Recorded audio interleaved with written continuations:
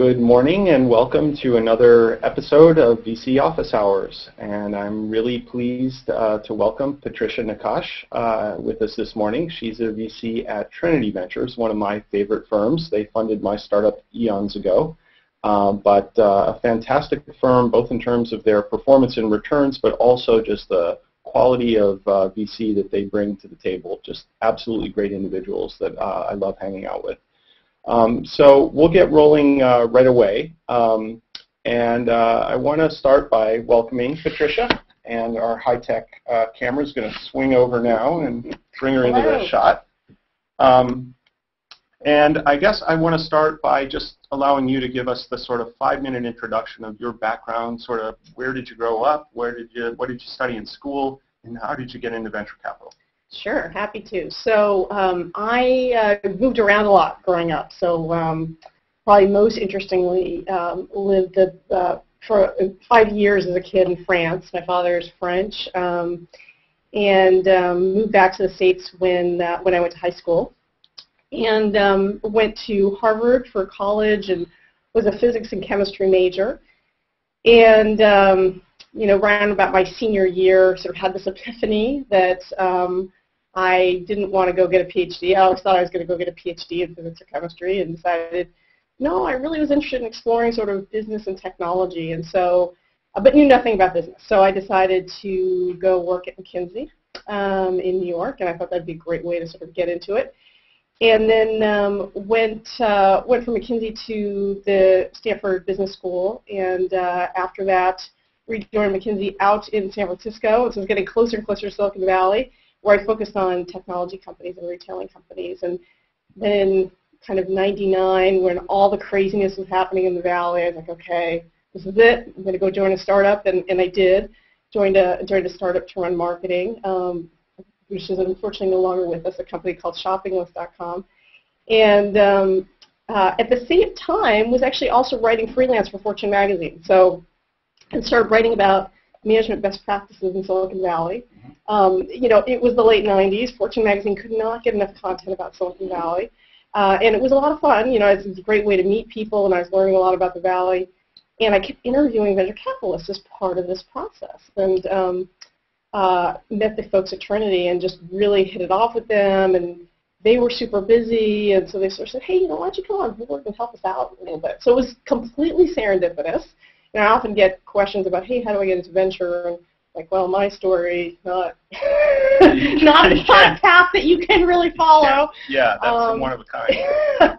But so joined them in July of '99, and it was the peak of the bubble. And of course, you know, let me interrupt for a second, just ask you a question. Yeah. So, physics major, chemistry major. Obviously, you've got all the brand names in there: Harvard, Stanford, McKinsey. I mean, this is great. But I didn't hear computer science or tech, or you know, you got into that more post McKinsey at taking an operational role at a startup. But did you go there to invest in internet startups, or does the physics background and chemistry background apply at all these days, or not so much? I would say not so much.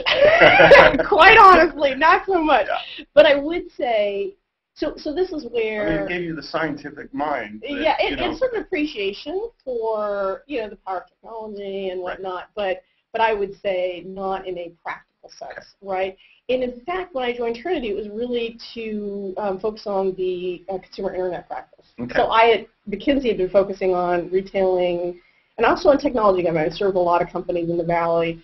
And so it was sort of the confluence of those two. And so I was at Trinity focused on consumer internet. Okay. Yeah. Cool. And so that now, if I'm tracking this right, you joined in early 2000s? Joined in July '99. Okay, so you've been doing this for more than a decade. Yeah, and seen the ups and downs. Seen it all. Seen the bubble, the burst, the recovery, everything like that. Okay, cool. And so tell me a little bit about your investment thesis and or specialty. You have the sort of retail shopping experience in an operational role. Is that where you continue to focus your investments? Yeah. So my core focus today is kind of what I call social commerce and entertainment. And it's really, you know, I describe it as shopping experiences that are fun and entertainment experiences where you can shop. So, it's interesting how there's a lot of analogies. For example, I'm involved as on the board of a company called Kixeye, which does social games on Facebook. They're hardcore games for mainly men who like to play console games. And there's lots of opportunities to buy. It's a free-play game, but there are lots of opportunities to buy within the game, and sort of creating that entertaining experience and an impulse to purchase is actually not that different from another company involved with Beachnet, which is an e-commerce subscription company, where it's fun product, mainly targeting women, around jewelry, around apparel, and driving the impulses to shop there. And why don't you tell us, you mentioned a couple of your portfolio companies. What other companies right now are you excited about that you're an investor in, or Trinity's an investor in? Yeah, sure. So the two that I mentioned, definitely excited about, Kixeye and Beachnet. The other two that I would mention for sure are Care.com. I'm an investor in a company called Care.com, which is a marketplace for care services. That's an amazing company. Yeah, it's a subscription-based service for consumers, and the reason it really appealed to me, and I'm a mom too, 3 kids, and had looked for a lot of childcare, and there is a gap between kind of the free Craigslist experience, which is you get a lot of volume, but you have to do a lot of work to sift through that volume, and then the sort of agency experience, which is super expensive, plus there are agency issues, right? I mean, sort of, your incentives are not aligned. So what I loved about Care was sort of this vetted marketplace of caregivers, where Care.com's incentive is just to help you find a match, and they don't. I think their incentives are very aligned there. So that's been a great experience. That's a great company. Another one I just mentioned in Terry's portfolio right now that we're super excited about is Zulily, which is a private sales site for clothing for kids and for moms. And that team actually, and this is kind of a theme that you hear a lot from us at Trinity, which is a repeat Trinity entrepreneur. The CEO and the chairman were the CEO and COO of Blue Nile, which is one of our prior portfolio companies. Great executive team, and have done an amazing job of scaling Zulily. So the next question I was going to ask, you sort of alluded to this. Beyond repeat entrepreneurs or repeat Trinity entrepreneurs, what do you look for in an investment? Because you can't rely just on Trinity entrepreneurs, right? That's not enough of a deal flow. So I assume you also do first-time entrepreneurs. What is it that sort of appeals to you? Is it the idea? Is it the team? Is it the combination, the timing? Yeah, I mean, I would say it's, I would say that first of all, sort of feeling, getting a sense for, is this a real pain point? And is it a sizable one? I think we're seeing, it's probably the biggest challenge in venture is you see a lot of viable ideas, but the question is, can they really be big companies? And so really trying to identify what is a big pain point, and is this a solution that can really address that pain point? And then beyond that, I would say we are very people-centric, and so we absolutely will back the first-time entrepreneur for sure, and I have a few of those in my portfolio that are absolutely amazing people. But again, it's I think what we look for there is the insight that they have into the problem, and just sort of how they've gone about addressing it, how they've gone about tackling it. I think you can. It's interesting. There's a big contrast between entrepreneurs who show up and say, "This is what I'm going to do once I have money," and they'll show sort of year 1 projections, year 2 projections, year 3 projections, and the entrepreneur who walks in and says, "Look, I'd like your money, but I'm going." And I'm already going, and I come with me, or and I've already done these 3 things, and this is on my roadmap. And by the way, if I had more capital, it would really accelerate things. But I'm not waiting for you. I'm going because I really believe in this. And that's what we look for. That spark. So you talked about big opportunities, and if you just look at the state of e-commerce or social commerce right now, is it just scratching the surface and all the upsides ahead of us? I mean, if you look at e-commerce as a fraction of overall commerce, still very small, and you can speak to a lot of upside. Are you sort of bullish and optimistic that retail will change dramatically over the next 5 or 10 years, and what role do sort of e-wallets and mobile commerce and sort of these things play into it? What do you imagine we have to look forward to over the next 5 years? I really believe we're just scratching the surface. I mean, even if you just look at the numbers, right? It's I think it's like 10% of commerce is happening online. The growth rate is pretty incredible. Even during the downturn in 2008, 2009, the growth rate was pretty robust.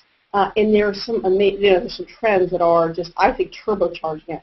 And you mentioned mobile. I mean, I think mobile is the most dramatic influence right now in commerce. Why is that? Is it because that's where people are spending their time and you just got to have a mobile solution? Or is there something special about being out in the world, maybe even in a store with a barcode scanner, or being able to sort of walk up to your sweater and sort of, decide I want that, and be able to sort of, is it more than just mobile, everything shifting to mobile commerce too, or is there something special about mobile? I think that part of it is that a lot of, I think, where the growth is happening right now in commerce is targeting women, and women account for the greater part of dollars spent offline, and that's happened, and actually is true online as well now. And when you look at sort of the daily pattern of that demographic, if you look at sort of the average mom, there's a lot of time that they're not sitting at a computer, they're not tethered, right? Mm-hmm. They are out and about, and they may be in a store, mm-hmm. or they may be in the carpool line, mm-hmm. or they may be, doing the soccer carpool. And so, in the ability on their smartphone or on their tablet to kind of, make use of that time. I mean, get some stuff done that they want to get done, or even entertain themselves. And I think, one thing that Zulily has found is that it's entertainment for, just getting your Zulily kind of daily, email is a form of entertainment for their customers. Mobile can really help, can really fit in with their daily pattern, right? And then I think that there is, one area that I think continues to be sort of a very interesting area of opportunity, and frankly, we don't have a bet in this yet, but it is sort of this offline-online convergence, meaning it's ironic now that your offline experience in a store is less personalized than online. You walk into a store, and there are stores I go to on a regular basis, and they don't know me when I walk in that door, and they don't have my purchase history, and they can smile, and they can say, can I help you? But it's very different from, a personalized online experience where I immediately know the things you bought, and I can immediately, suggest and curate for you. And I think curation is a big theme right now in commerce. Yeah. So by the way, I think that's an area where I think we'll see a lot of exciting evolution in e-commerce. Cool. How about the state of venture capital in general, with all the super angels out there and the flood of money that's come in, and the valuations that we're seeing? What are your sort of more general opinions on sort of what it's like out there? Are you finding it harder to sift through all the sort of wannabe companies? Are you investing as much as you did a couple years ago? Are valuations giving you pause? What's sort of the state of venture for you? Yeah, I mean, I would say for sure it's a frothy environment. Okay, so I will definitely acknowledge that, and I would say the signal-to-noise ratio is pretty high. For us, sort of sifting through. So what do you do about that? Do you just work harder? Well, I definitely there is an element of that for sure, but I would also say that again, sort of our strategy is to build very deep relationships with entrepreneurs, and what we sort of our least preferred way of investing in a company is we meet the entrepreneur in the heat of their fundraising process. They're making a decision in a week or 2 weeks, and you can join the scrum. Yeah. It feels suboptimal for us and suboptimal for the entrepreneur. I mean, this is a 5 to 7 year relationship that you're about to enter. It's like, would you decide to marry somebody after 2 weeks of dating? Like, sometimes it's right and you go for it, and I'd say that does happen. But I would say to make a really good decision, and build a really strong relationship and know what you're getting into, it's great to have some longitudinal data on both sides. So that's why, I mean, one of the things we try and do is say, hey, look, we want to get to know entrepreneurs 6 months before they're raising money, right? And and get to know each other. So just to step back, Trinity focuses on our early stage investing. Most of what we do is either Series A or Series B investing. And the valuations, particularly on Series A, and they've certainly gone up, but it's just nothing like the later stages. So I feel like from a valuation perspective, where we play has not been as effective in terms of initial investment. But what about pressure on the other side, the sort of super angels, sort of, by the time they're in a Series A, they've already raised a bunch of money at some valuation or have a note or whatever. So does that impact you? I'd say that it does lead to, a higher Series A valuation. So for sure we've been impacted in terms of valuations. But I think not to the extent that you're sort of seeing like a Pinterest at a late stage or something like that. And then I would say too, it's an ecosystem, right? I mean, we very much value, I think, what the angels bring to the party, and I think in the micro VCs, and I think they value having a follow-on investor who's going to take a lead position, who's going to take a board seat. Right? Most of them aren't sort of set up to. Right. They don't want that. Being there for the long haul. Our business model and our focus is to be highly engaged, highly accessible. Nobody at Trinity is on, certainly nobody's on double digits in terms of boards. And so, our model is really to be available and to take fewer bets and go deep on those bets. Okay, that makes sense. Okay, I want to put you on the spot now a little bit, and you can sort of defer if you don't want to answer this line of questioning, but we've heard a lot about the culture of women in venture capital in the last couple weeks. I could have seen this coming. Tell us about that. What's it like for you? What's your experience? Yeah. I mean, I would say that I'm probably extraordinarily fortunate in terms of the culture at Trinity. So I've got a couple of partners who are very in touch with their androgynous selves, and they will fully admit that. In fact, I joke with them, but sometimes they threaten my femininity. So the culture I come from is super supportive of women. Although I am the only woman partner. Right, our CFO and administrative partner is also a woman, but in terms of investing partners, I'm the only woman. And while you found a good home in Trinity, you live in an ecosystem bigger than that. Absolutely, absolutely. And the numbers there are, sort of, meager, to be frank, right? And so, and I would say that, some of the challenges are pretty much the same as women might experience in other industries that tend to be male-dominated. And, probably the stuff that's less than optimal is like, some networking events are definitely less comfortable for, I think women in VC. That's my perception. But on the other hand, I also think that in an industry where in some ways it's hard to differentiate yourself, hey, you're kind of differentiating right off the bat, for better or worse. I wanted to ask about that. I mean, in telling us about your investments, you mentioned mom a bunch of times, kids. You're a mom. Yeah.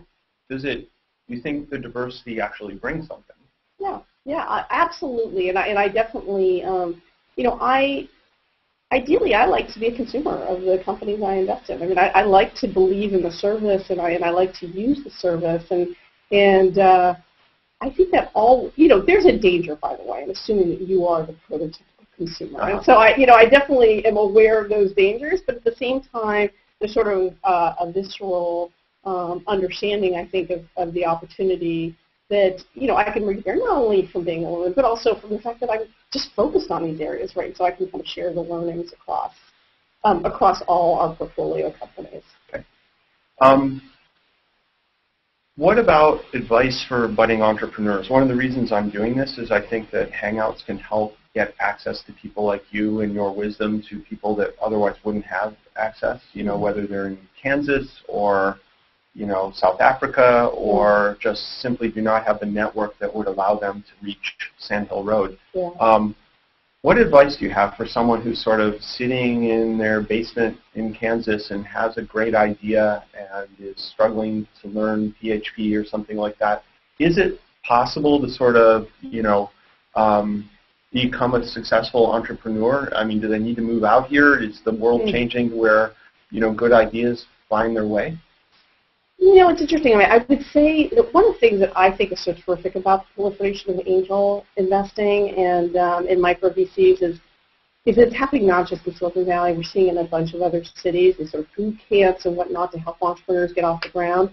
And I think that is really helpful for entrepreneurs, especially first-time entrepreneurs who, it might be a bigger hurdle for somebody to write a big check to that person, but I think a lot of angel or micro VCs would be delighted to sort of make a smaller bet, sort of, hey, let's see what you can do with this amount of money, and get some proof points under your belt so that somebody like Trinity would say, okay, now I'm ready to write you a big check. So I think that I feel like that whole trend around angel investing in micro VCs is helping in some of these disparate geographies. Mm-hmm.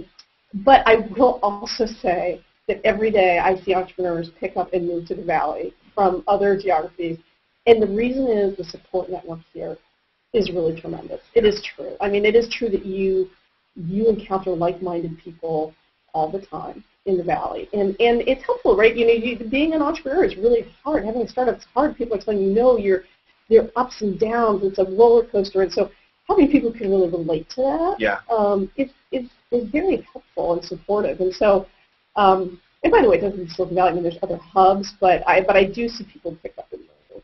How about you? Just I'm curious, geography-wise, are most of your investments sort of local to you? I would say probably the majority are, West Coast. But I would say, Care.com, based in Boston. Zully's in Seattle. Are you on the boards of those companies, and do you have to travel to? Yeah. So absolutely, and I'm, delighted to do it. And like Care, just as an example, how did you find them, or did they find you? So they sort of found me initially. So actually, their initial investor is a guy named Nick Fine at Matrix, and he reached out to me and just said, hey, I've got this company, Care. I actually didn't really know Nick, and he sort of said, hey, would you be interested in meeting with them? And this is what they do. And the really interesting thing was just like the week before, I had been online looking at childcare options and had come across Care.com, never seen them before. And so I had heard of the company. I was absolutely delighted to meet the CEO. And she kind of did a West Coast tour and sort of said, it sort of interviewed a bunch of VCs, which happens, right? And then she wasn't quite fundraising yet. And then when she came back to fundraise, I had already decided I thought she was great. I thought the idea was really cool. So we were ready to mobilize really quickly. That's incredible. Okay, the other question I had, and this is maybe you've answered this already, but advice for people that want to get into venture capital or become a VC. Is that even a viable aspiration? Is it something that you're chosen, sort of volunteer for this field, or do you think there are things that people can do to sort of climb the ladder and reach the level of general partner? Yeah, I would say the first thing is venture is not a growth industry. So when you're not a growth industry, it's harder to get a job. And partnerships are small in general, and they hire relatively rarely. So it ends up being a fairly, again, serendipitous experience to get hired. That said, I think there are things that you can do. I mean, I would say, again, my story is very uncommon. I think today most people are hired into venture out of a technology company. And, out of technology. That is kind of the most common background. And so I would say that if you're interested in venture,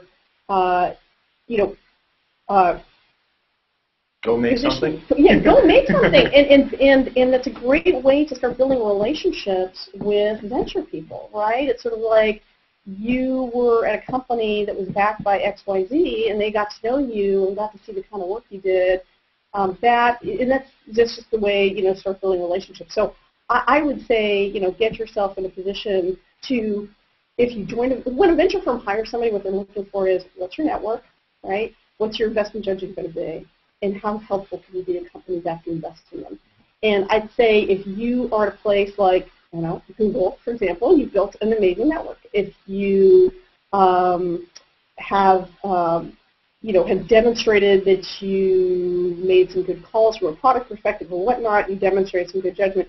And then, if you have a great track record, can you help bring that to bear to portfolio companies? Absolutely. So I would say, again,